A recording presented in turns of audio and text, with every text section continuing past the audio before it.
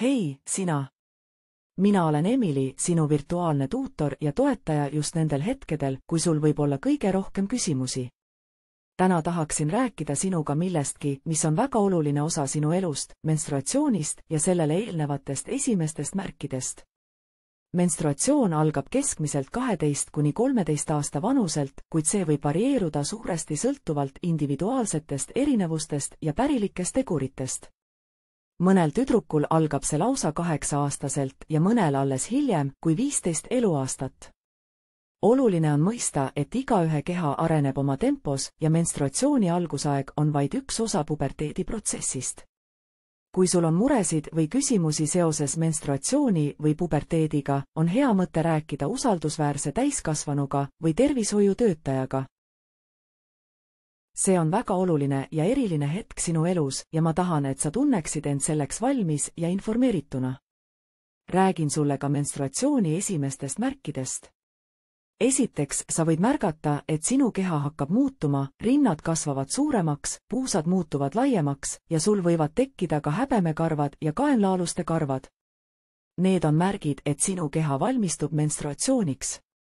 Teiseks, võid tunda kõhus kerge krampimist või tuima valu, mis on täiesti normaalne. Need on sinu emaka kokkutõmbed, mis valmistuvad menstruatsiooniks.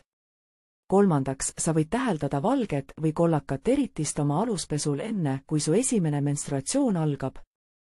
See on tupelima, mis on samuti osa ettevalmistusest menstruatsiooniks. Neljandaks, võid tunda end veidi tujukana või isegi ärritunult, see on osa premenstruaalsest sündroomist, mis kaasneb hormonaalsete muutustega sinu kehas. Ja viimaseks, ole valmis igaks juhuks.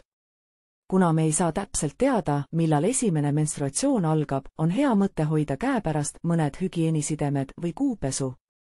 Kuupesu on aluspesu või sidemed, mida saad pesumasinas pesta ja järgmisel kuul uuesti kasutusele võtta. Tahan, et sa teaksid, et kõik need muutused on täiesti normaalsed ja osa sinu keha loomulikust arengust.